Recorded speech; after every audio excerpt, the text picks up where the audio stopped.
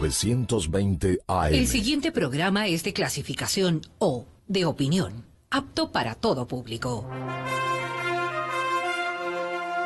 Democracia M y Democracia TV presentan Diálogos con Francisco Rocha. Diálogos. Diálogos.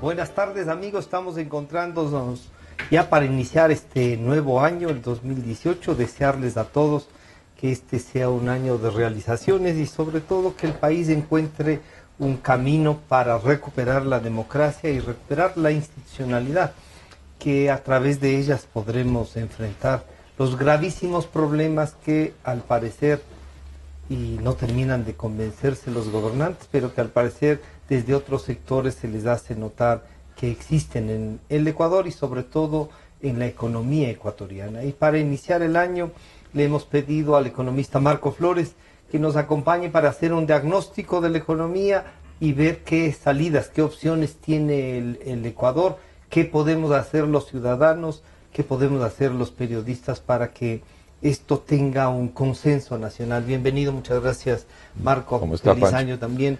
Muchas Así gracias. es que, bueno, se podría decir que en febrero termina la parte política. Esta consulta que le ha llevado quizá un gobierno en inercia, ¿no?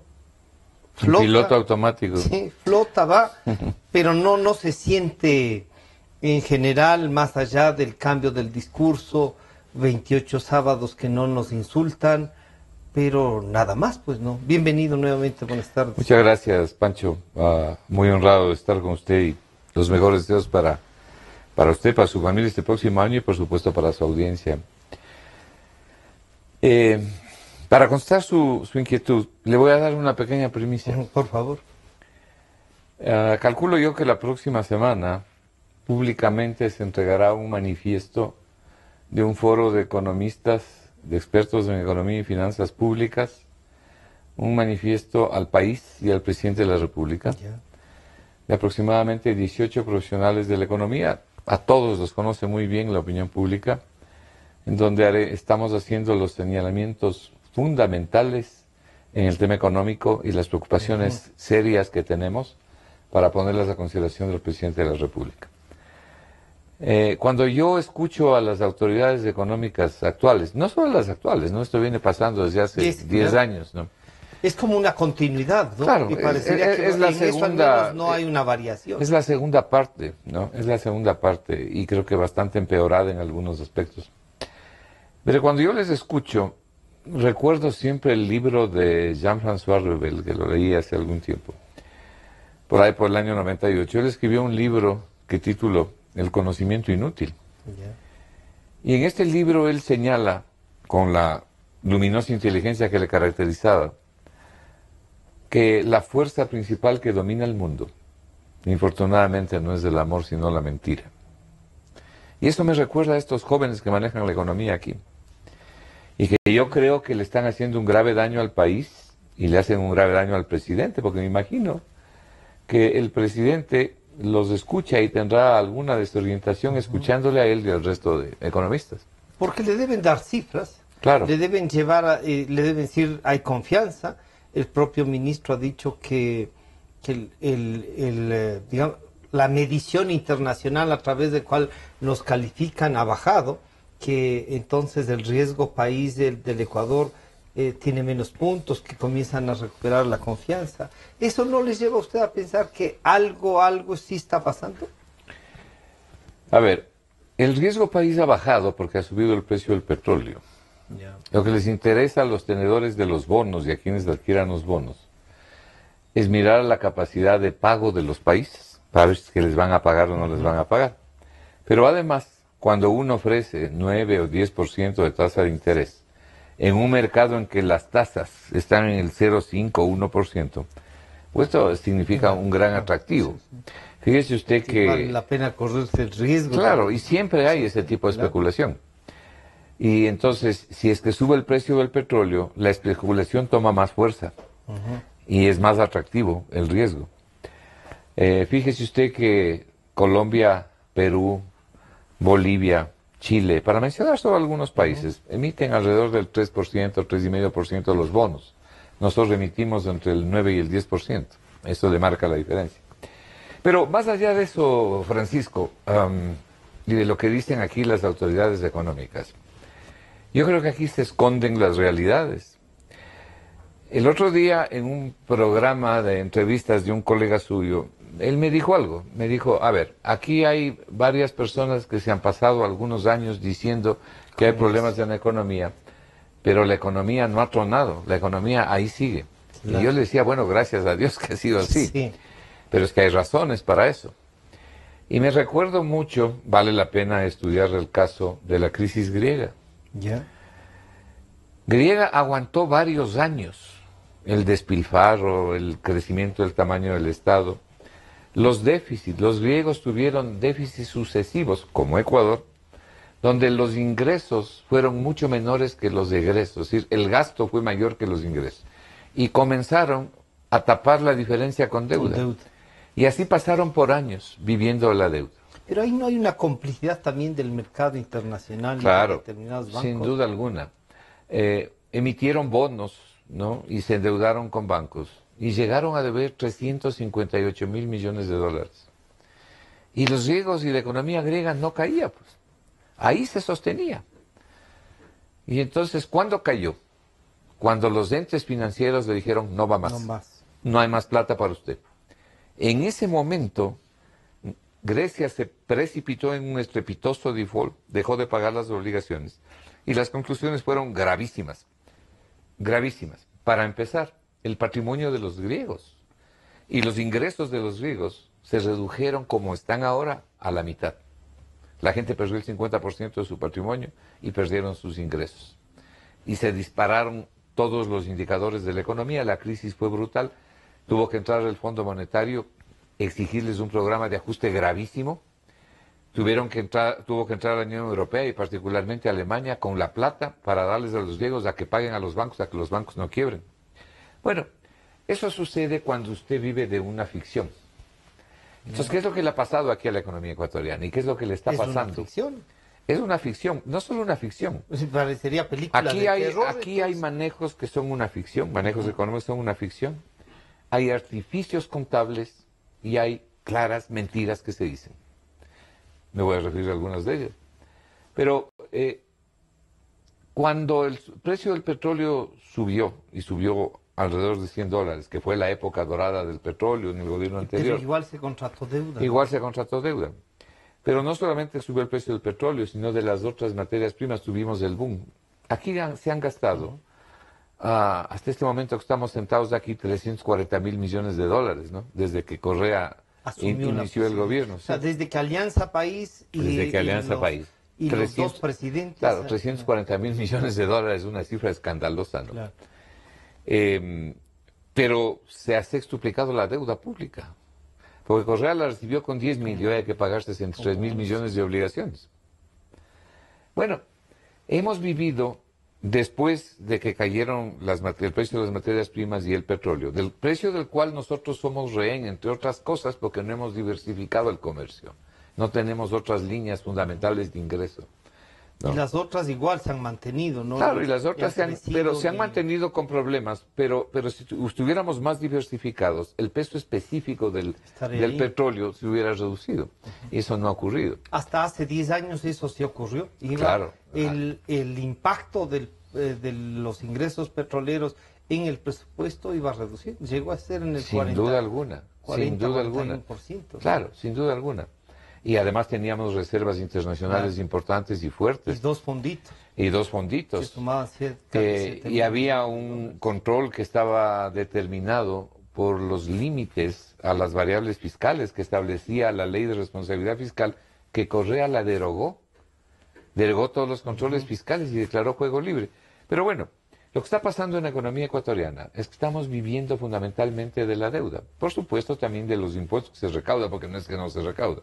Pero hay una parte importante que es deuda. La pregunta es, ¿Hasta cuándo? ¿Qué le pasaría al Ecuador en el momento en que no reciba deuda? Ya el ministro anuncia, ahora está él emocionado buscando eurobonos. Dice que va a emitir eurobonos y que ya va a los mercados y que ya están en tratativas. Bueno, en el presupuesto del Estado del próximo año se han puesto 6.000 millones de financiamiento, 4.000 externo y 2.000 local, que seguramente va a ser más como en este año. Pero tomemos estas cifras. Bueno, la pregunta es entonces, ¿qué pasaría el momento que el Ecuador no reciba financiamiento? Solamente entre el año 2022 y el año 2027, el Ecuador tiene que pagar 11.750 millones de dólares de capital de los bonos emitidos en los últimos 4 años, de lo cual no hemos pagado todavía un centavo de capital. ¿Con qué vamos a pagar? ¿Cómo va a pagar la economía ecuatoriana eso? Esas cosas no le dicen al país. Claro. ¿Estarán pensando que a alguien le tocará resolver eso? Seguramente. Literalmente han saqueado las reservas internacionales. Y mire, de los problemas fundamentales que tenemos aquí, Reserva. el manejo de la reserva internacional es gravísimo, gravísimo. El otro tema día... de los fondos de los bancos para el encaje bancario. Claro, así es. El otro día en la reunión de este foro de economistas, le decía, y de expertos en finanzas públicas, todos estábamos realmente confundidos viendo el tratamiento que se da a la reserva internacional. Ya me voy a referir. Bueno, este es un problema. Ya sabemos el problema del excesivo gasto y del tamaño del Estado, sobre el cual no se hace nada. No. Porque lo que está haciendo el ministro de Finanzas es castigando el gasto de inversión. Es decir, el gasto productivo está reduciendo, para decir que reduce el presupuesto. Pero lo que es el gasto corriente, incluso lo aumenta, pues en el próximo presupuesto 12% lo aumenta. Pero le dice al presidente Moreno que no, que ha bajado. No es verdad.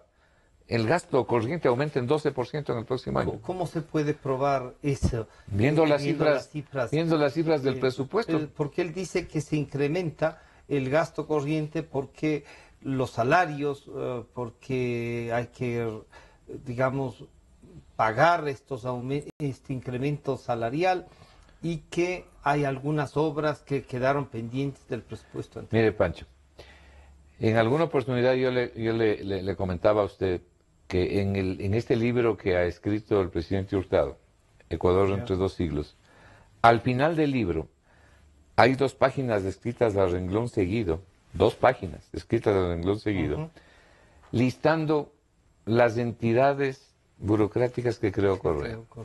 Correa ha metido 100.000 pipones en la economía, en el sector público. En el sector público ecuatoriano hay 100.000 pipones. Como dice el presidente de los empleados públicos, o el que era presidente de los empleados públicos, el doctor García, están hablando incluso de 120.000 personas. Aquí están preocupados de los pipones que están ahí, pero no del 60% de la población que está afuera del sector público y que no tiene trabajo formal. Porque solamente hay trabajo formal para un 40% de la población económicamente activa. Bueno, ahí tenemos un problema, ¿no? Entre el gasto del Estado y el tamaño del Estado. El primero, usted bien ya lo dijo, la Reserva Internacional. Tenemos otro gravísimo problema. Es el problema de la ruptura dramática de la competitividad de la producción nacional. Pero ¿cómo compite con estos Claro, precios? que realmente durante los últimos 10 años prácticamente ha sido liquidada. Nos podemos referir a cualquiera de estos temas que usted lo quiera. Pero aparte de eso hay otros temas adicionales, ¿no? Tenemos un problema serio de inversión. La inversión internacional prácticamente, la inversión internacional productiva prácticamente ha sido eliminada. No se ha hecho nada en 10 años. Estos señores no han estado gobernando el país 6 meses. Llevan 11 años. Algo era de que hagan respecto a la inversión internacional. No pueden culpar a nadie. No pueden culpar a nadie. Ellos mismos en son. 11 años ya, Claro, pues son. Ellos mismos ahí están además. Claro, ellos mismos se han heredado a sí mismos. Entonces, la inversión internacional productiva no existe en el Ecuador. No hay. Y buena parte de la nacional ha sido paralizada. Entonces, tiene también un problema ahí, un problema de atracción inversión y de generar trabajo, por lo tanto. Sí, sin duda alguna. El otro problema que tenemos es la deuda pública. Una deuda pública, mire, en este año que acaba de empezar, ¿quién es el principal exportador de dólares, divisas de la economía ecuatoriana? El Estado. Al tener que ¿Por pagar, qué? Porque hay que pagar los intereses de la deuda y algunas amortizaciones. Eso unido a la importación de derivados, en este año según el presupuesto. Hay que mandar al exterior 7.000 millones de dólares. 7.000. 7.000 y un poco más de 7.000 millones de dólares. Sumados educación y salud, con Claro, todo. si usted compare con el presupuesto del Estado antes del financiamiento. El presupuesto del Estado es 34.800 millones. Quítele el financiamiento de los 6.000 millones que dice el ministro. 28.000. Esto quiere decir que el 25% se está yendo afuera, solamente por causa del Estado, ¿no? Bueno, entonces tenemos otro problema en la deuda. Y el ministro dice, yo no tengo por qué refinanciar la deuda, dice, porque tengo la plata para pagar. ¿En dónde tendrá la plata? No se sabe cómo irá a pagar. Pero así tuviera la plata, cuando uno tiene que pagar en cortos plazos y tiene que pagar la tasa promedio del endeudamiento de todos estos genios, es 9.4%, claro. 3 veces más que el resto de países. ¿Por qué no refinanciar? Así tuviera la plata, lo lógico es buscar un refinanciamiento. Y dicen, es que no podemos refinanciar, dice, porque vamos a dar a pensar que estamos quebrados. Por Dios santo. El mundo debe saber cómo estamos. Claro. Por más que nos mientan aquí adentro, Claro, el mundo no les va a creer. Ellos son los acreedores. Así es, y quizá más que nosotros. Claro. Bueno, tenemos un problema de déficits sucesivos y recurrentes, como este que se acaba ya de publicar el día de ayer. Y fíjese usted lo que se le dice al país. No sé si usted le ha visto al ministro de las Autoridades Económicas en estas últimas 48 horas. Ayer la gerente del banco y el propio ministro, ¿no? Claro, y hoy también. Y hoy también. Entonces dicen que el déficit de 6.1. Primero, hasta hace 15 días juraban ante Dios y ante la patria que iba a ser 4%, alrededor del 4%. Ayer salieron, y ahora salieron a decir que 6.1, porque ellos no habían previsto pagar la Schlumberger y alguna otra compañía petrolera. Bueno, los pretextos que se dicen. Pero la verdad es que el déficit, según señala y ¿No claramente... será que no conocían eso ellos? Por favor. No. Mire, pero el déficit ni siquiera es 6.1. Es otra mentira. Lo acaba de demostrar el Observatorio de Política Fiscal. Es 7.3. Es 7.3% del PIB. Son 7.300 millones de dólares de déficit en el año que acaba de terminar. Ya sobre el presupuesto ejecutado, ¿no? Claro. ¿Y por qué le digo esto? Porque lo que hace el ministro es otra vez la ficción contable de incluir entre los ingresos 1.300 millones de dólares de ingresos petroleros, ¿no? Cuya plata, en primer lugar, ya se gastó hace tiempos el gobierno, que no ha entrado un centavo al presupuesto del Estado. Que va a quedarse igual fuera. Claro, es simplemente un artificio contable. De esos 1.300 millones de dólares, 2 reales no han entrado al presupuesto del Estado, pero los ponen como ingresos, entonces baja el déficit. La verdad, como dice el Observatorio de Política Fiscal, el déficit es 7.300 millones. Y es el déficit más cuantioso de toda la era correísta. Es mayor. Claro. Dice el ministro que está mejorando la economía y que tenemos un buen crecimiento económico y que de aquí ya vamos viento en popa. Porque da 2 datos sobre eso, Marco, que es el uno, que es la mayor recaudación en este trimestre, un mejoramiento de recaudación del impuesto, sobre todo del IVA, que es, digamos, el que pagamos más todos, ¿no es cierto? Y con una especie de igualdad, todos a medida de que se puede. Y segundo, que la inflación también un poco está ahí, no hay deflación, porque el mayor peligro que se veía es que esto, en vez de inflación, sea en deflación y había que comenzar a bajar los precios para poder vender. Y de hecho, cuando uno ve los almacenes, han bajado en algunos casos, supongo, para no quedarse con el stock, ¿no? Claro, no se conoce que en ninguna parte del mundo que aumente el consumo con inflación negativa. Es justamente lo contrario. Por eso es que los almacenes han bajado los precios y han acumulado stock. Pero ¿qué es lo que ha sucedido aquí? Porque nuevamente no se le dice la verdad a la gente. Nosotros, y yo en este caso, estamos sosteniendo, como hemos sostenido desde hace tiempos, que aquí no se rompe esta economía, porque hay un ingente ingreso de recursos vía deuda. Si el Ecuador no tuviera los recursos vía deuda, aquí ya hubieran pasado varias desgracias. Y lo que estamos tratando es de evitar es llegar a eso. A ese nivel. Muy bien. Volvamos al 1 de enero del año 2017, porque como están diciendo estos caballeros, que la economía ha crecido, que las cosas están bien, que vamos ya de aquí viento en popa, que el PIB subió 4 puntos. que el dice. PIB ha subido, en fin. En lo que va del gobierno del señor Moreno nada más. Ya de- Y hablemos incluso ya desde el 1 de enero. Le han metido a la Los economía 7 ecuatoriana solamente de deuda 7.000. externa 6.400 millones de dólares. Ahí no se cuentan algunos créditos que recibió directamente el Banco Central y que ya se han acabado. No. En octubre, el gobierno emitió 2.500 millones de dólares que entraron a las reservas internacionales, pero además otros 500 millones de dólares empeñando el oro en Goldman Sachs. Nuevamente. Empeñando el oro, pero no solo empeñando el oro, sino además les exigieron garantías colaterales en bonos del Banco Central. Entonces, Para tenemos obtener, claro, para obtener 500 millones de dólares en cash, el Banco Central entregó garantías por 1.000 millones de dólares. Una cosa verdaderamente la gran dramática. confianza que nos tienen. Claro, la gran confianza que nos tienen. Y el oro está empeñado. Bueno, esos 500 más los 2.500 de los bonos, ¿sabe cuánto queda ahora ya? Nada. No hay. De No, esa pues ya plata se gastaron. ¿En qué Ahora tenemos las reservas internacionales más bajas de la historia de los últimos 25 años y, por cierto, más bajas de la dolarización en relación a los pasivos exigibles. Ya. Jamás las reservas internacionales han estado en el estado que están ahora. Bueno, esa plata que entró a la economía, uno no puede decir no produce nada. Claro que produce, pues. ¿Por qué? Porque el Ministerio de Finanzas comienza a pagar a los acreedores, comienza a pagar los sueldos, comienza a nivelar ciertas obligaciones. Y a su vez los receptores de esa plata, ¿qué hacen? Hacen dos cosas. Uno, guardan parte debajo del colchón. Por eso es que la preferencia por liquidez, como nosotros decimos, o sea, la cantidad de dinero en el bolsillo, físico que tiene. esa es la preferencia por liquidez, ha subido dramáticamente, ¿no? La gente no confía. Y la otra parte, ¿qué hace la gente? Ponen los bancos, o compra en efectivo y eso va a los bancos, entonces suben los depósitos. Claro. Pero ¿cuál es el origen real de esto?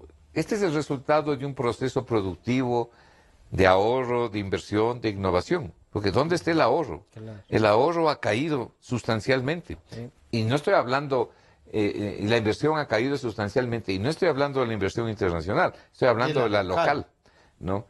Entonces, ¿de dónde es que ha salido esta plata? De la deuda, pues. De la deuda. Y por supuesto de la recolección de impuestos. Claro, ahí lo dramático es que estamos comiendo deuda. Estamos comiendo deuda que hay que pagar y que todavía no Y no empezamos sabemos, a pagar. y no sabemos cómo. Claro, vamos a empezar a pagar toda esta maravilla entre comillas, a partir del año 2022, en que comenzará el llanto y el crujir de dientes si seguimos por este camino, como dice la Biblia, ¿no? Entonces, este crecimiento, este veranillo que se da, fundamentalmente está sustentado en deuda. Hay ciertas expectativas que, como habíamos anunciado, también han mejorado. Por ejemplo, y con usted mismo aquí en el programa, el solo anuncio de echar abajo esta absurda y torpe ley de plusvalía, que constituyó un capricho del gobierno anterior y del presidente. Dijo, aquí se hace lo que yo digo. Ya está. Y nos metió este tema de la plusvalía. Le llevó al sector de la construcción a tener 8 trimestres consecutivos de tasas negativas. Es decir, ya se está cumpliendo el 25º mes de decrecimiento, o sea, tasas negativas. Ese fue el resultado de lo que hicieron estos señores. ¿No? Prácticamente, claro, prácticamente paralizaron al sector de la construcción.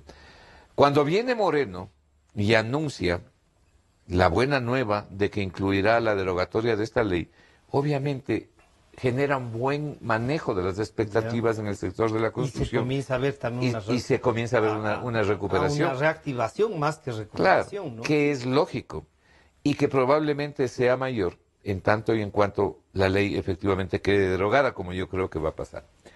Esto ha dado un veranillo. Pero lo sustancial aquí es el proceso productivo que nace de la inversión, de la innovación, de la generación de empleo. Pero ahora veremos algunas cifras, veamos algunas cifras. Esta es la ocasión en que el desempleo y el subempleo en el respecto a la población económicamente activa es el más alto de la historia. Apenas... hace esa diferenciación entre el empleo pleno y el empleo, lo que antes se llamaba subempleo, y el empleo que no llega a los niveles del pleno, con todas las garantías, sino que tiene para vivir, supongo, pues, ¿no? Bueno, esas divisiones puede? son poner títulos nuevos a cosas viejas, ¿no? Ya. Entonces, realmente lo que usted tiene es empleo, desempleo y en el Ecuador subempleo. Ahora puede hacer subclasificaciones ahí adentro, cada uno si es de que esos, quiere ya. entretenerse, ¿no? Está bien. Está bien que Pero haga. ¿qué es lo que ha ocurrido aquí? El empleo adecuado, que se Ya. llama aquí por parte del INE, ¿cuánto es? Es 40%. Quiere decir que el no adecuado es 60%.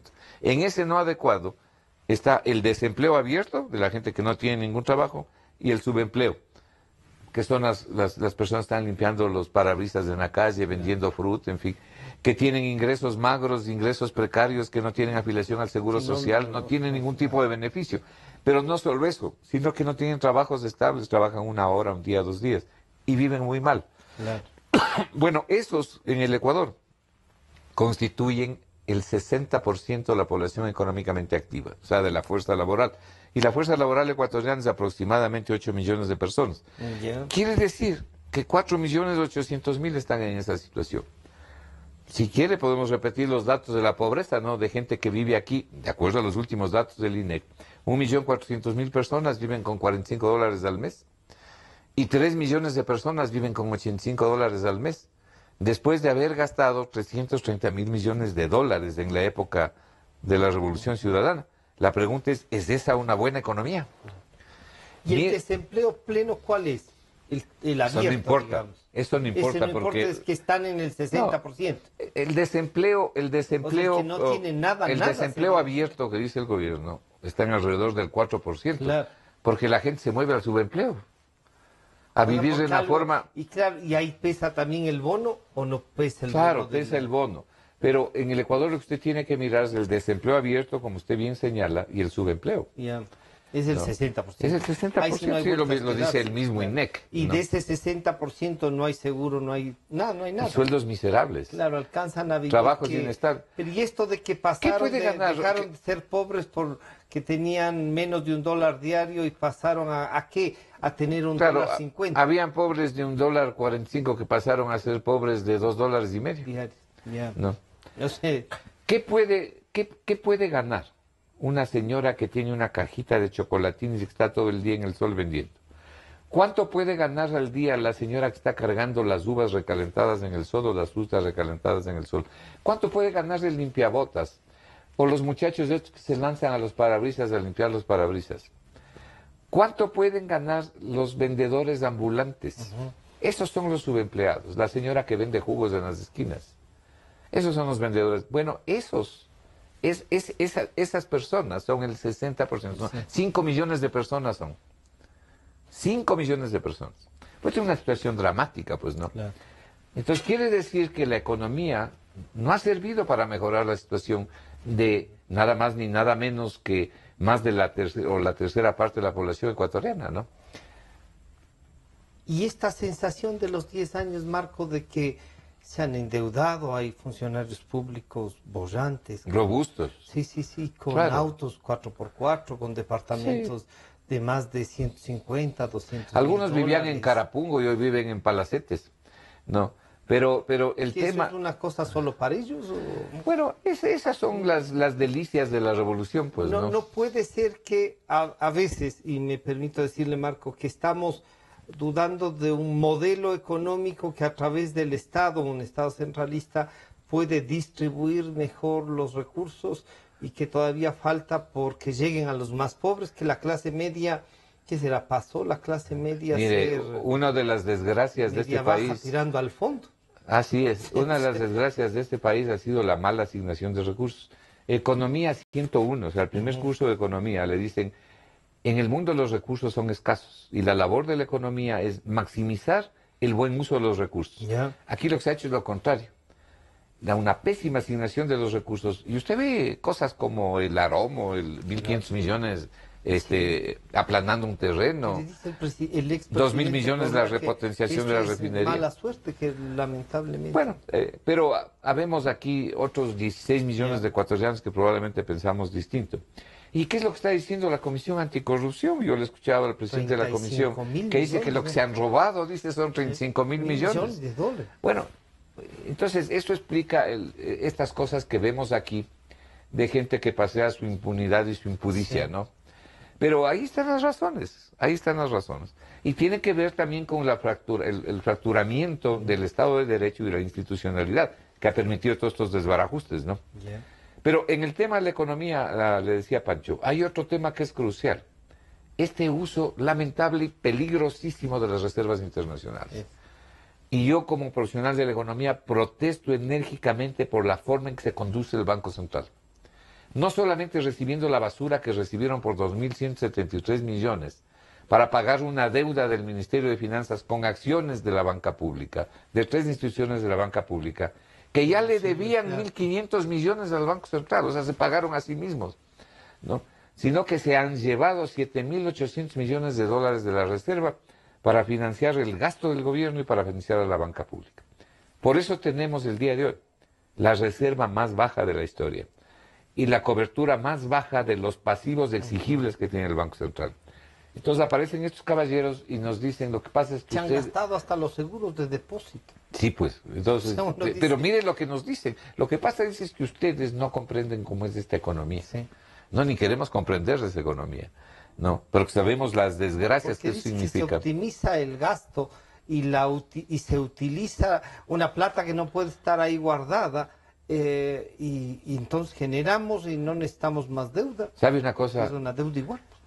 Hay dos formas de entender lo que hacen estos caballeros. La una es tal como ellos lo explican y como ellos lo dicen y como ellos lo hacen. La otra es como lo hace el resto del mundo, ¿no? Y en el resto del mundo está la buena economía. ¿Qué pasaría aquí? Como ha ocurrido en el pasado reciente. Si es que cae sustancialmente el precio del petróleo, o se vuelve a romper el oleoducto, o hay un movimiento telúrico que nos cause unos daños importantes, o hay una corrida de depósitos bancarios y hay que correr a socorrer con la plata. No hay la plata, no hay con qué. No es plata del Estado. No, pues no es plata de ellos. Claro, de la blanca y por lo tanto de los ciudadanos. Al menos un 40-50% es plata de los bancos en nombre, porque es plata de los depositantes, que están metidos en la Reserva Internacional. Se han sacado esa plata y le han dado a la banca pública y al gasto del Estado, al presupuesto.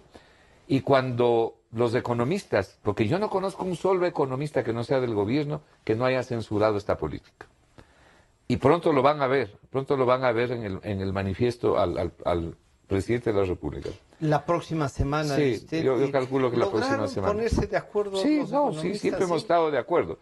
Lo que pasa es que son tantos temas que nosotros discutimos y hemos estado trabajando bastante en este sentido. Y este foro, perdón la interrupción ahí, este foro se comprometió a reunirse y hacer un seguimiento permanente. Sí, van a reunirse, qué sé yo, una vez al mes por lo menos. Siempre que haya necesidad de alertarle al país y al presidente de la República. Entonces, este rato le van a hacer una especie de informe y un pedido al presidente de rectificación. Le vamos a explicar los problemas fundamentales de la economía.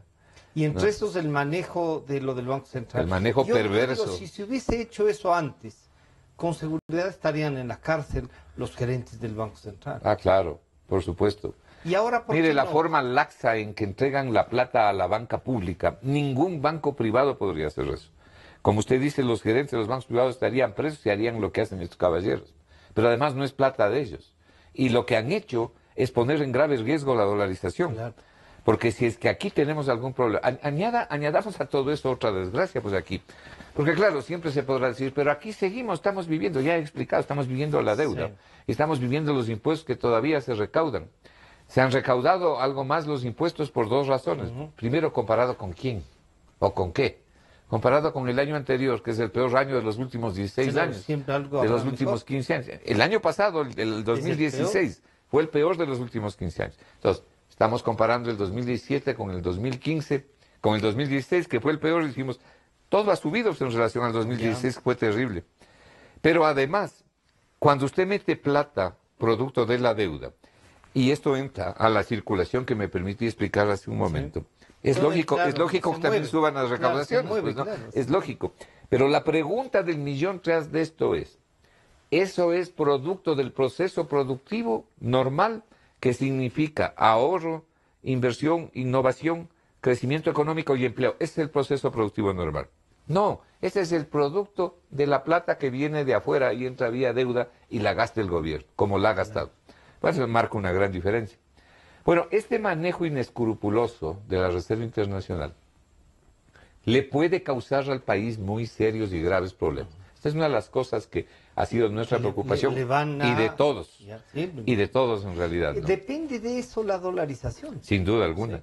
Sí. Y sin duda alguna. La dolarización que nos ha ayudado como país no oculta también estas cosas y se vuelve una ficción mientras existan dólares. Aquí sí cabe decir, como dicen los muchachos, ¿no? La dolarización ha salvado los muebles.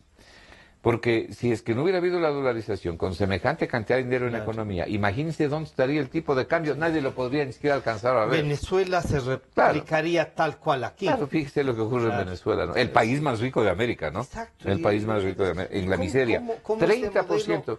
Termina por desgastar a una economía tan grande como la Bueno, venezolana? este es el socialismo del siglo XXI, ¿no? Esta es la decrepitud mezclada con corrupción. Fíjese que el 30% de los datos de los propios venezolanos, el 30% de la población venezolana busca comida en la basura. El 30% de la población venezolana. Tienen que ir como las minadoras a ver si hay algo de comer en la basura. Y por último, no estarán los pensando niños tomándose las colas usadas. Claro, no estarán pensando echar mano en deshacer la dolarización, Marco, para poder hacer lo que han hecho en Venezuela. Maduro habló hace pocos días. Maduro habló hace pocos días de que quería imprimir hacer una moneda el petro, decía, ¿no? Mire lo que dice Maduro, realmente no es para tomarlo en cuenta. En algo andan, porque como están en default de la deuda, no dicen absolutamente una palabra sobre las obligaciones cuantiosas que deben. Y tienen al mercado en stand-by. En algo andan, habrá que ver en qué andan. Se acaba de descubrir, Marco, más de $1.000 millones en Andorra de dirigentes del gobierno de Chávez y Maduro. Sí. Aquí cabe lo que en su campaña Vladimir, ¿dónde está la plata? En esto, si hacemos un trabajo serio de seguimiento a los recursos, se puede recuperar algo de estos $35.000 millones que dicen, o esto es también una ficción. Y realmente no lo sé, pero lo que sí se debería hacer aquí es hacer una auditoría no solo de la deuda, sino del gasto. Sobre todo el gasto, para saber en qué se fue a dónde se fue la plata. Porque además en ese gasto, sí hay empresas, por ejemplo, que pueden analizar y decir, nacionales y extranjeras, a ver, señores, ustedes una buena repotenciación de la refinería costaría 500 millones, 600 millones, 800, pero no 2.000. Pero no 2.000. Entonces la pregunta es, ¿dónde está el resto? Por lo menos. Claro. Y cosas así, ¿no? Cosas así. Pero en fin. Pero usted diría, eso no debe preocuparnos este rato. No, sí debe preocuparnos.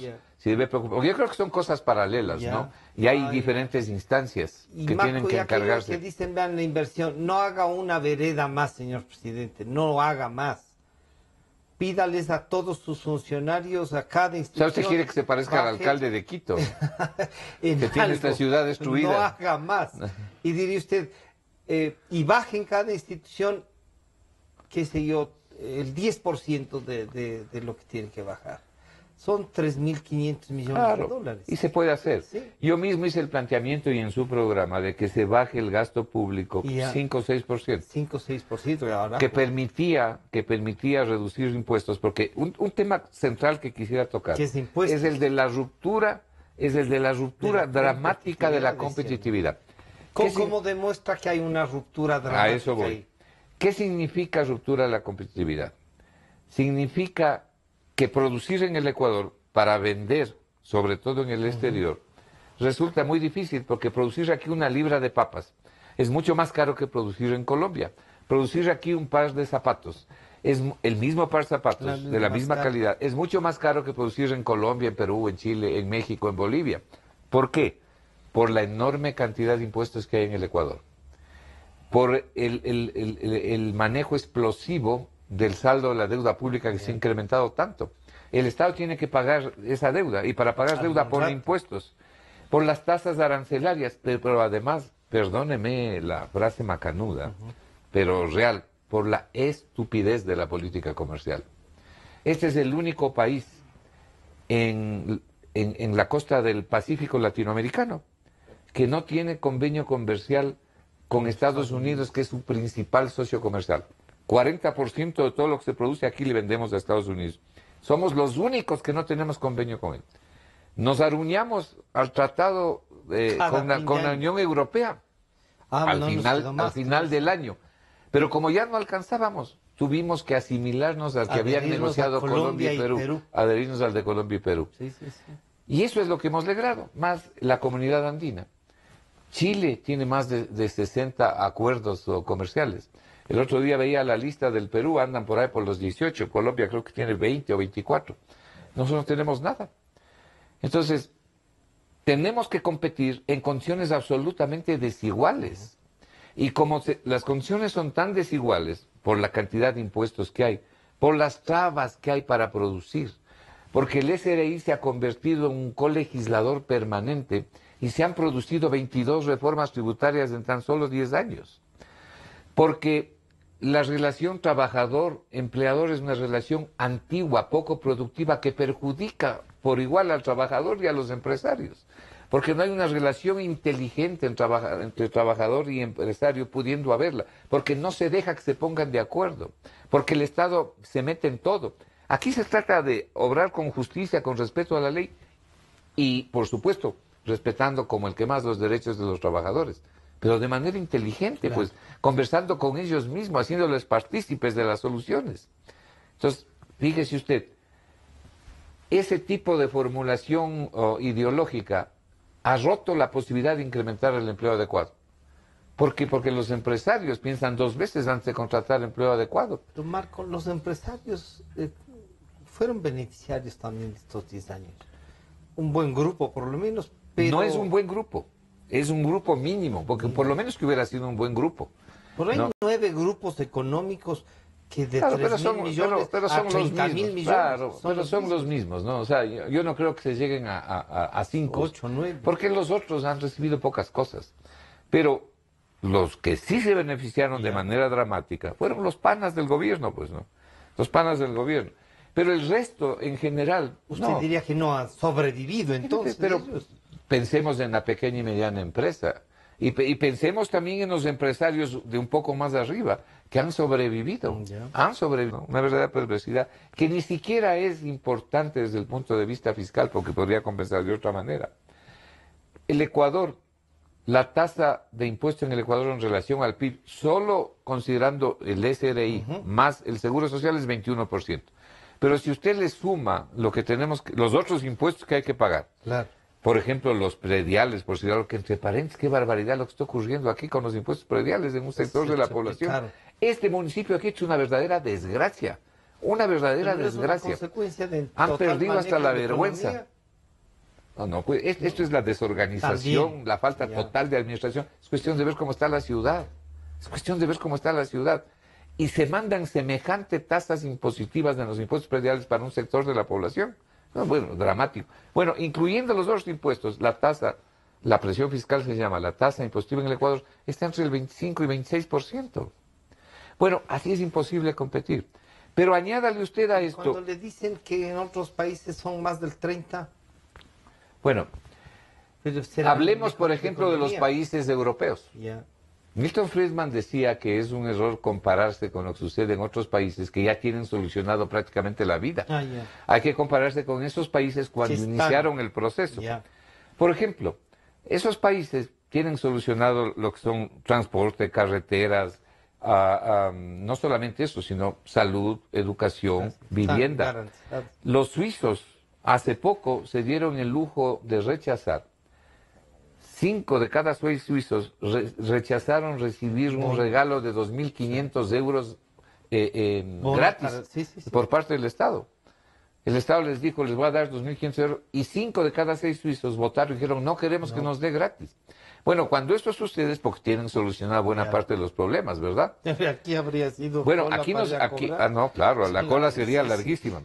Bueno, cuando esto sucede es porque son países que en primer lugar tienen otro grado de productividad, tienen otro grado de desarrollo, tienen otro grado de riqueza.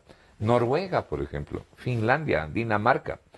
Entonces, no son cosas comparables. Ellos han llegado ahí luego de un proceso productivo inteligente y bien llevado. Pero además... Y ahí pagan impuestos, pero porque se devuelven servicios. Sí, pero además hay que comparar también en relación al ingreso. El ingreso de los ecuatorianos es menos de $500 mensuales. Claro. Y ahora estamos con el ingreso del año 2012, o sea, hemos retrocedido 5 años. Entonces, cuando usted se compra aquí una manzana que viene de Chile, con un ingreso de $500 al mes, resulta muchísimo más cara que comprarse esa manzana con un ingreso como el promedio norteamericano, que son $53,000 $57,000 al año. Está, bueno, la diferencia es dramática, ¿no? Entonces, y además de eso estamos dolarizados. De los impuestos también han recaudado. ¿Qué más le permite oxigenar a la economía? Y antes de que se nos termine el tiempo, Marco, ¿qué salidas le van a proponer? Porque sin duda. Más allá de decirle, vea, este es el desastre que ustedes han causado, quieren ayudarnos, hagan esto, ¿no? Eso está bastante bien explicado en lo que vamos a entregar. Bueno, la salida es ir hacia la economía que logra que los países progresen. En primer lugar, la reconstrucción, porque paralelo a todo esto, las áreas específicas tienen que encargarse también de la reconstrucción de la institucionalidad y del Estado de Derecho. En todos los índices internacionales, contrariamente a lo que piensan las autoridades económicas aquí, el Ecuador está por los suelos. Yo les desafío a que presenten un solo índice internacional en que el Ecuador esté bien, comenzando con el índice de competitividad que acaba de ser publicado. Estamos realmente muy mal en el índice de competitividad. Bueno, paralelamente a la reconstrucción del Estado de Derecho y la institucionalidad, les decía, en el campo de la economía, uno tiene que abrirse al mundo, pues. El Ecuador requiere de una nueva economía. ¿Cómo es posible que no nos integremos con acuerdos comerciales como han hecho los otros países? Que favorezcamos, aquí acabamos de renunciar al Tratado de Inversiones Recíprocas, ¿no? De 18 países. De 18 países. ¿Usted cree que eso nos ayuda para la inversión? Pues para nada, Pancho. Bueno, abrirnos al mundo significa generar aquí un clima de confianza, donde haya seguridad jurídica. Pero ¿no? Eso va a tomar su tiempo. Sí, pero hay que iniciar. Pues. Hay que iniciar. Y la inversión no es que viene masivamente al otro día, viene paralelamente. Progresiva, habrá que hacer proyectos. Claro, primero el ambiente nacional. Renegociar esta deuda con la China que dicen que no hay cómo. Es difícil porque los chinos se han agarrado con patas y manos. Y además porque aquí, perdóneme que use una expresión criolla, para firmar los acuerdos y coger la plata se bajaron los calzones. No, y aceptaron todo lo que... Cosa. Claro, aceptaron. Porque aquí se recibía la plata, la deuda, como venga, al precio que sea, ¿no? Y eso es lo que ha ocurrido. Entonces, seguramente los chinos van a buscar un paquete global, ¿no? De todo lo que han hecho. De todo lo que han hecho y de todo lo que quieren también. Pero Marco, ahí hay un tema. Ellos acaban de juzgar a uno de los negociadores con el Ecuador a la pena de muerte.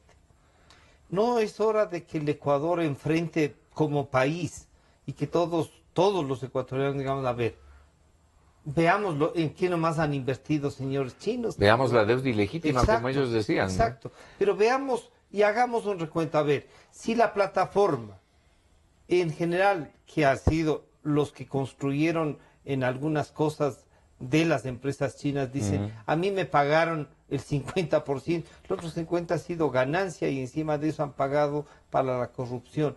No podremos hacer este balance de las obras que han hecho, cuánto mismo han costado, dónde están, y que los chinos también nos ayuden a encontrar desde ese lado la corrupción. No sé si los chinos nos quieran ayudar, pero lo que sí se puede hacer es lo que usted acaba de señalar. Así, hacer el balance, la evaluación del costo de las obras para ver en qué se ha gastado y cómo se ha gastado. Tal vez algo logremos con los chinos, pero no se olvide que este tipo de inversiones, entre comillas, que realizaron los chinos y también privados chinos, fueron un negocio para ellos y que tienen garantías y acuerdos firmados con jurisdicción internacional. O sea, ahí sí renunciaron a la famosa soberanía. Igual que cuando emiten los bonos. Patrias. Claro, igual que cuando emiten los bonos. Entonces, es un tema bastante complicado y bastante difícil de lograr. Esa renegociación Pero entonces razón que el ministro dice que no necesita, no puede nomás. Bueno, pero eso es con los chinos. Pero yo estoy hablando de los bonos soberanos, que son, Que son 12 más mil que millones de nosotros dólares. también, ¿No? que es- 12 mil millones de dólares. Siempre hay cosas que se pueden hacer. Y dicen que no hay peor intento que el que no se hace, Claro, ¿no? claro. Pero usted me preguntaba y me decía, y bueno, ¿y qué tenemos que hacer aquí para Sí. mejorar el clima? Bueno, primero abrirnos al mundo, ¿no? Reducir los impuestos. No se puede seguir con estos impuestos que no solo han fracturado la competitividad de las empresas, que es gravísimo. Pero reducir Sí. los impuestos no es más peligroso. No, ya le voy a explicar. Ya. Sino que al par que han hecho eso, han bajado la capacidad de consumo y de ahorro de los ecuatorianos. Hay que ayudarles a las familias ecuatorianas.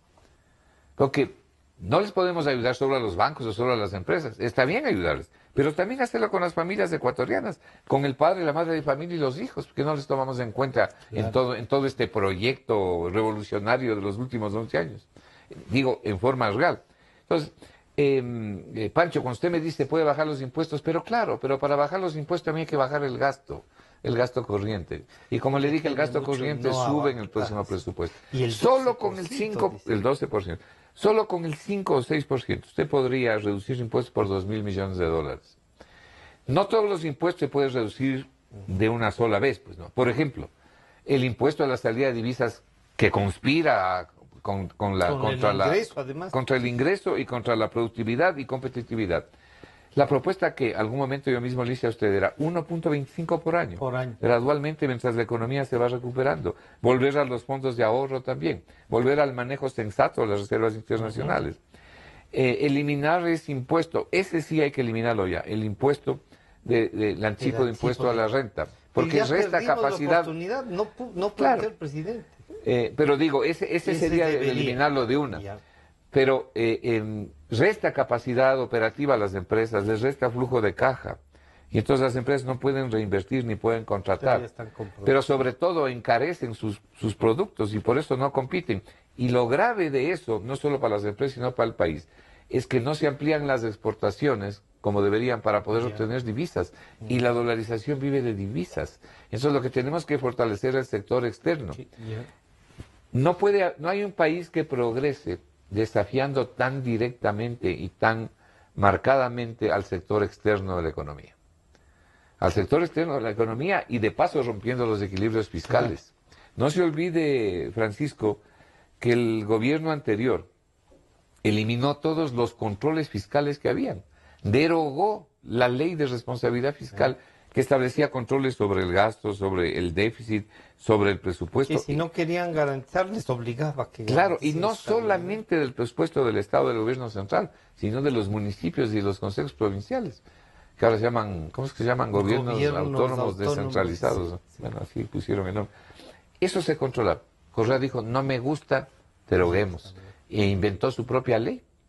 Inventó su propia ley donde puso artículos para decir que no es deuda, lo que sí es deuda. Y otra cosa que es importante, pues, ¿no? Y si no, pregunte a los señores del FLAR por qué no le desembolsan al Ecuador los 600 y pico millones de dólares de crédito, ¿no? ¿Qué problema tienen en encontrar las verdaderas cifras ecuatorianas? Pero no También se le puede... están pidiendo 600 millones. Claro, al no, plan. pidieron, Que aprobaron, ya le pero no sí, pero no le desembolsan, han desembolsado. porque ahí tienen un problema en De- cifras que han sí. presentado. No se puede manejar la economía con este velo de opacidad de los últimos 11 años, Claro. donde se esconde el saldo de la deuda y tiene que el presidente de la República salir a decirle al país, no ha sido esto el saldo de la deuda, la mesa no ha estado servida, el saldo es, en ese momento, 57 mil millones de dólares, hoy estamos como en 63 mil millones. Bueno, fue el presidente el que lo reveló, pero el ministro de Finanzas Dice que no, sigue dice diciendo que estamos en 28 nomás. 28, sí. No se Mire, puede ahí ese presentar... empate con el presidente y el de él, ¿cómo se salda? No sé cómo saldarán, ¿no? Pero es lamentable. Claro. ¿Con quién tienen que saldar, aparte con el presidente? Con el país y con Claro. la gente, ¿no? Y no lo hacen. Hay un irrespeto total. Este es otro de los problemas del irrespeto total Un a la cambio gente. del equipo económico daría también un mejor... Pero de usted se decía que podría regresar doña Elsa Viteri. Que se quede nomás de la torre, oiga. Sí, sí. Que se quede Claro, al lado de eso. ¿no? sería- Ella fue la que declaró el default, pues. Claro. Ella fue la que... Pero además y dice la todavía forma no en que lo terminan de declaró... entender cómo nos ayudó al país con esa declaratoria de default. Terrible, terrible. Pero le decía, este velo de opacidad también Sí. tiene que cesar, pues, porque aleja las inversiones internacionales y también Claro, las nacionales. donde Y, no y hay la gente no garantías tiene, de seriedad, claro, no no hay. tiene confianza. Nadie invierte y no hay confianza. Entonces, usted me dice, y cambiar el equipo. Cambiar el equipo, en mi concepto, es necesario, pero no es Ya. suficiente. Aquí lo fundamental Se es cambiar ponen a el unos que hagan modelo. el modelo. Cambiar el modelo. Este es un modelo que privilegia al Estado y el Estado se mete en todo. Y no solo que se mete en todo, sino que se mete gastando la plata hasta que no tiene. Y entonces luego le cae a la ciudadanía, les cae a las familias y a las empresas con más impuestos. ¿Cómo pueden ser las restricciones que anuncian al comercio exterior ecuatoriano? Nuevas restricciones. Claro. Y al ministro los ratifica que van a subir los aranceles de 375 partidas arancelarias, que tienen una infinidad de subpartidas, ¿no? Claro. Entonces van a encarecer las importaciones. Eso es justamente lo contrario de lo que se debe hacer. Este famoso impuesto al peso a las importaciones, que es un impuesto disfrazado de tasa. ¿Usted cree que eso favorece la competitividad? Yo sé que no, todo lo contrario, pues, Pancho. Esto rompe la competitividad. ¿Cómo comerciamos en el exterior? ¿Qué hacemos? Lo primero, se nos fue el tiempo, Marco, lo primero que el presidente debería iniciar. La opacidad, uno dice, esto solo aplique la ley y esto se va a ir aclarando y demuéstrenos que las cifras son las otras. Él ha hecho el esfuerzo de decir, no hay mesa servida, esta es la realidad, pero el equipo económico parece que insiste en el modelo, que es lo que se ha mantenido. Por eso es que yo creo, al igual que muchos creen, que el punto de inflexión es el 4 de febrero. ¿Cuál día de la consulta? ¿El 4 Ya, o el 5? 4, sí. Bueno, O sea el que 4 de 6 febrero. El 6 Y luego de eso, debería haber un plan. Debería, pero económico. si no hay ni siquiera un plan económico. Es- ¿No? Y eso que presentaron de plan no tenía nada, No, para sino nada. el proyecto para recuperar, no para recuperar. Usted se para refiere a lo que obtener llaman la ley de 1.400, reactivación, claro. que no va a reactivar nada, ¿no? Todo lo contrario. No, pero se van a llevar por lo menos Y 700 ojo, millones de dólares. ojo más. con lo del dinero electrónico, ¿no? Que es una espada levantada. Ojo con lo del dinero electrónico. Por lo menos aquello de que el Banco Central no lo maneje y Sí, garantiza algo, pero eso no es todo, ¿no? Hay que ver qué hace el Estado. ¿Qué hace? Hay que ver Ya. qué hace el Estado. porque podría usar eso. Claro, y sería muy peligroso. Pero todos estamos a la expectativa de lo que haga y diga el presidente después de la consulta. Priorizó lo político al Claro, entonces ahora veremos qué hace en lo económico. Y si es que no va por la ruta que debe ir, bueno, el Ecuador seguirá marchando en su propio terreno, sin adentrarse en la modernidad, en el progreso para la gente. El Ecuador requiere una Pero moderna economía, de ¿Usted una ve nueva visión. mayores riesgos a lo que ya estamos? ¿Hay algo más abajo de esto? Bueno, si es que se Podría. para el financiamiento, si el Ecuador no tiene plata para subsistir, por supuesto, Esto y graves riesgos.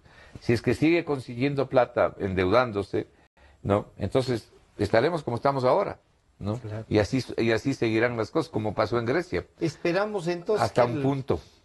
el próximo martes será la No sé propuesta y exactamente el qué día, análisis. pero Pero la esperemos buena que sea por noticia ahí sí el es que miércoles. está constituido el foro. Sí, y están listos los trabajos están también. listos los trabajos también. Están listos los trabajos y están listos la gente, porque además este es un grupo cívico, patriótico, que no tiene además, ninguna ideología Todos política por ni los ningún que uno interés. conoce han estado, son gente a la que los El único interés aquí es por la recurrimos, patria. ¿no? Por Marco, la patria. muchas gracias. Gracias a usted. Debemos tener un poco de ánimo, sí. No, que esto algo va a que cambiar, nosotros- o que debemos tener como ciudadanos la obligación de presionar a que algo cambie. Pues, por Movilizarnos, supuesto, tenemos hacer que algo. presionar a que algo cambie. Déjeme simplemente Sí. rematar con una pequeña cosita. Algo que nosotros, me estoy adelantando un poquito y no quisiera adelantarme demasiado, primero porque no estoy autorizado para hacerlo por el foro, pero algo que nosotros estamos haciendo es diciéndole al presidente cuál es la situación, sugiriéndole medidas, haciéndole ver la realidad de la economía, pero también diciéndole que este es un país que tiene salida, que nosotros podemos cambiar la situación y que para hacer la situación tiene que adentrarse en algunos procesos que estamos señalando. Y el cambiar la situación significa que la gente viva mejor, que la gente coma mejor, se eduque mejor, tenga mejor salud y haya más equidad. Y eso es posible, pero si no se hace lo correcto, que es lo que han hecho los países que han progresado, entonces este Ecuador solamente puede mirar la mediocridad al frente. Queremos agradecer al economista Marco Flores. Ustedes ven, este foro puede encontrar y darnos una salida, se podrá debatir. Ya les invitaremos también a otros miembros del foro. Por ahora, Marco, muchas gracias por este análisis. Nuevamente un buen año. Igualmente. Estar usted y comprometerle a que nos acompañe siempre en estos análisis. Será un placer. Que ha estado, ¿no? Y ya recibirá usted en su momento el documento. Queremos agradecerles a ustedes, repetirles que sea un buen año este 2018. Nos estamos encontrando el día viernes. Hasta